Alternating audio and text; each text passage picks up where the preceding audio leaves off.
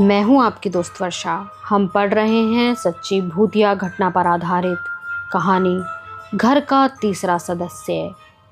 एक बार फिर से लेकर चलती हूं आपको उन्हीं रहस्यमयी गलियों में जहां निधि और मनीषा खोज रही हैं अपने सवालों के जवाब। आखिर कौन है वो रहस्यमयी परछाई जो उन्हें खतरा पहुंचाना चाहती है और जो उनसे बेहद नाराज है। बढ़ते हैं अगले और अंतिम भाग की ओर।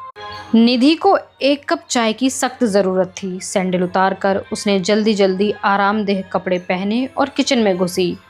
वह रसोई के दरवाजे पर रुक गई। हे भगवान, शॉपिंग करना तो मैं भूल ही गई, उसने ज़ोर से कहा और निराशा में सिर पर मुक्का दे मारा। भूख से निधि का बुरा हाल था, इसलिए उसने तय किया कि किचन में वह जाकर ढूंढेगी। शायद कुछ तो बचा कुचा राशन मिल जाए। भले ही वह जानती थी कि कुछ भी नहीं है, फिर भी उसने उस बरनी में झांका जिसमें चाय पत्ती रहती है। ना तो चीनी थी, ना ही दूध। ब्रेड नहीं, आटा नहीं, चावल नहीं, अंडे नहीं, सब्जियां नहीं। अब वह क्या करेगी? वह बारिश रुकने का इंतज़ार करेगी और फिर दुकानों तक जाएगी। अपने भुलक्कड़पने को कोसती हुई उसने एक गिलास पानी पिया और कमरे में लौट आई। आते ही जो पहली बात याद आई वह थी टेरेस। क्या आज भी वहाँ कोई है? उसने पर्दे को थोड़ा सा हटाया, लेकिन कुछ दिखा तो बस खाली जगह। अब रिमझिम फुहारें बरस रही थीं। उसने राहत की सांस ली और दरवाज़ा खोल दिया। बाहर की ठंडी हवा अंदर आ गई। कितना अच्छा लग रहा था। नहीं तो दिल्ली गर्मी में तपती रहती है। कुछ देर तक उसका मज़ा लेती हुई वह वहीं खड़ी रही।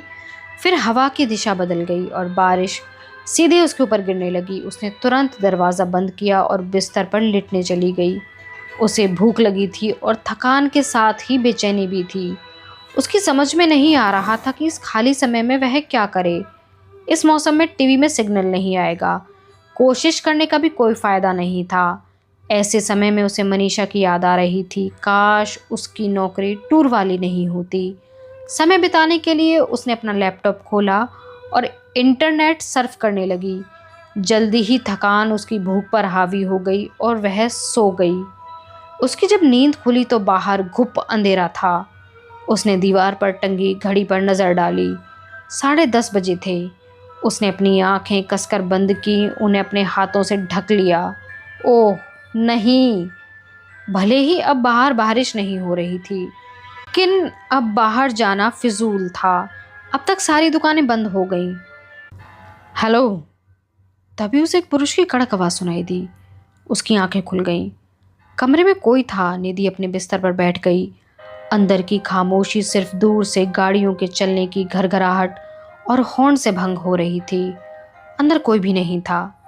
उसे कोई दिखाई नहीं दे रहा था। फिर उसने गौर किया कि आराम कुर्सी खिसकाकर उसके बिस्तर के पास लाई गई थी।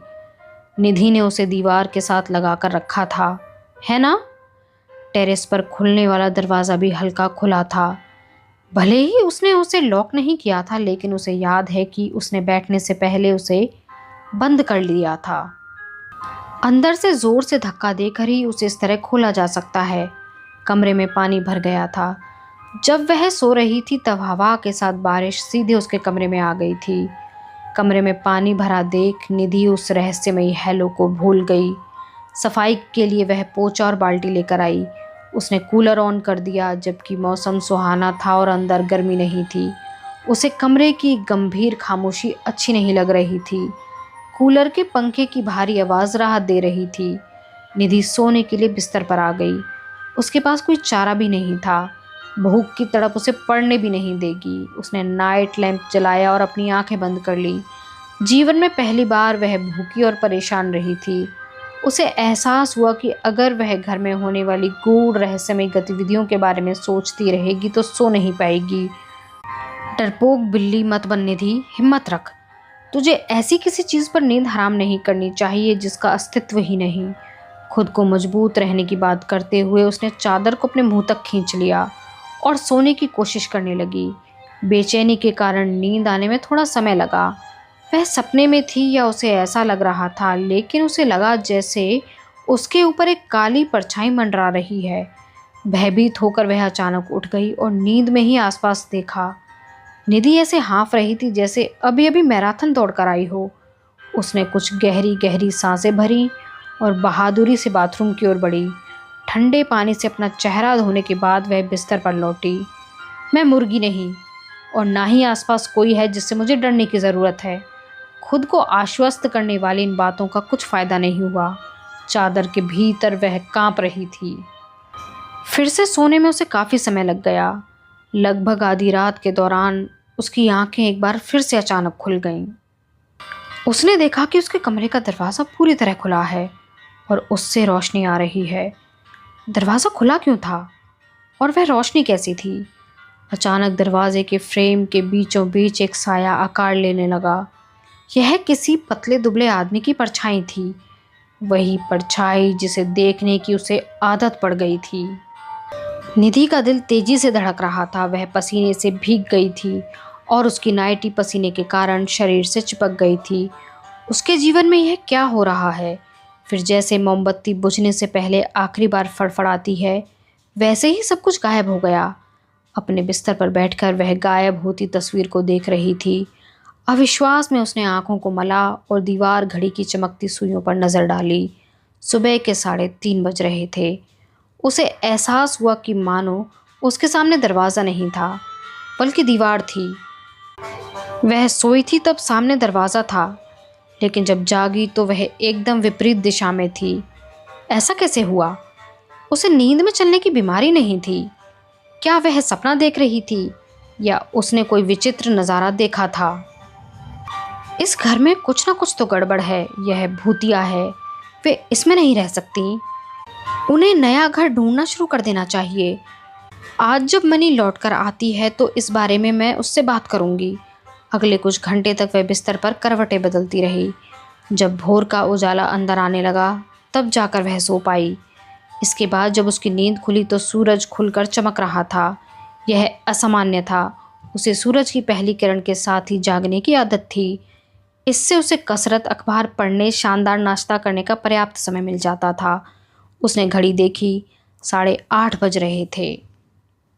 हे भगवान, आज तो मैं लेट हो जाऊंगी। वह उछलकर बिस्तर से उतरी। 15 मिनट में वह तैयार होकर बाहर आई और अपनी कार की ओर बढ़ गई। उसका पेट विरोध में गुर्रा रहा था। कल के हल्के लंच के बाद से उसने कुछ नहीं खाया था। ऑफिस पहुंचते ही वह कॉफ़ी शॉप से डीलक्स सैंडविच ऑर्डर करेगी। अधिकांश दिनों की तरह निधि के लिए बुधवार का दिन काफ़ी व्यस्त था, लेकिन आज उसमें हमेशा की जैसी ऊर्जा नहीं थी। वह थकी थकी महसूस कर रही थी। उसका शरीर दुख रहा था। अगर ऐसा ही चलता रहा तो वह जल्दी ही बीमार पड़ जाएगी। वह ऑफिस से जल्दी निकलने में कामयाब रही। सीधे ज़रूरी सामानों की खरीदारी के लिए दुकान पर पहुंची। सामानों का भारी बोझ लेकर करीब 6:30 बजे तक वह अपने घर पहुंची। उसके पास 1 घंटे से भी कम समय था क्योंकि मनीषा की फ़्लाइट 8 बजे लैंड करने वाली थी और इस बीच उसे चाय पीनी थी, नहाना था, एयरपोर्ट के लिए निकलना था। निधि ने केटल ऑन किया और नहाने चली गई।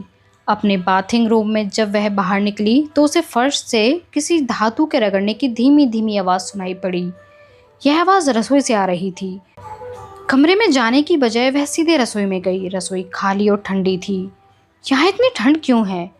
रसोई तो घर की सबसे गर्म जगह होती है। उसने अपनी बाह को रगड़ा और गहरी सांस छोड़ी। उसकी सांस तुरंत भाप में बदल गई, जैसा कि सर्दियों के चरम पर होता है। उसके दिलो दिमाग पर दहशत हावी होने लगी। उसने झट से अपना मग उठाया, एक शुगर क्यूब, एक टी बैग और मग में पानी डालने के लिए मुड़ी। फिर वह भौचक्की होकर देखती रही और केटल अपने आप ही चलने लगी और धड़ाम से फर्श पर गिर पड़ी। गर्म पानी का छींटा चारों ओर बिखर गया और निधि ने जल्दी से कदम पीछे खींच लिए। खौलता हुआ पानी मेरे पैरों और पैर की उंगलियों को जला देता। यहाँ बहुत कुछ है जो विचित्र है। कोई है जो चाहता है कि हम यहाँ से चले जाएं, या हमारा ध्यान खींचना चाहता है।